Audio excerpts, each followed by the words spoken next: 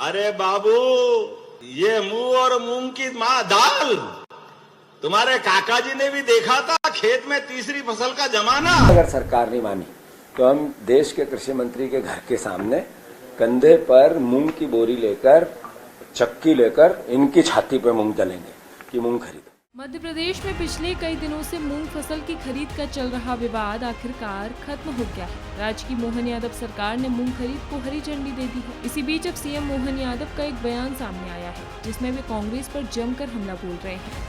इससे जुड़ा वीडियो उन्होंने अपने सोशल मीडिया अकाउंट एक्स पर भी पोस्ट किया है। आइए पहले उनका ये बयान सुनते हैं।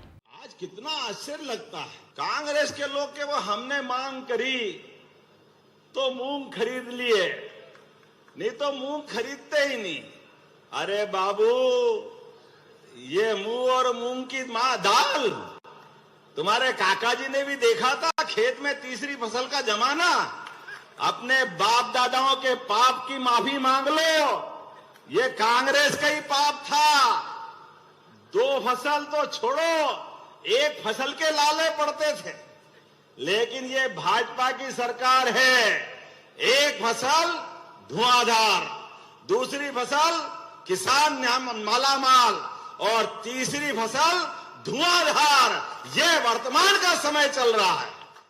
सीएम मोहन यादव का बयान सुर्खियों में आ गया है। माना जा रहा है कि उन्होंने जीतू पटवारी पर पलटवार किया है। दरअसल मूंग खरीदी के विवाद के दौरान जीतू पटवारी ने बीजेपी सरकार को जमकर घेरा था। कि आप ये कह रहे हो ये जहर है, तो अगर आपकी सरकार जहर दे रही है, जहर बो रही है, जहर खिला रही है, जहर उगा रही है, तो किसान को पहले समझ जाना था कि हम पेस्टिसाइड नहीं उड़ाना है। सारे विधायक जितने भी हैं उस क्षेत्र के जहाँ मूंग होता है, उनके घरों के सामने किसान जाए, मूंग लेके जाए और उनकी छाती पे चक्की से मूंग डले।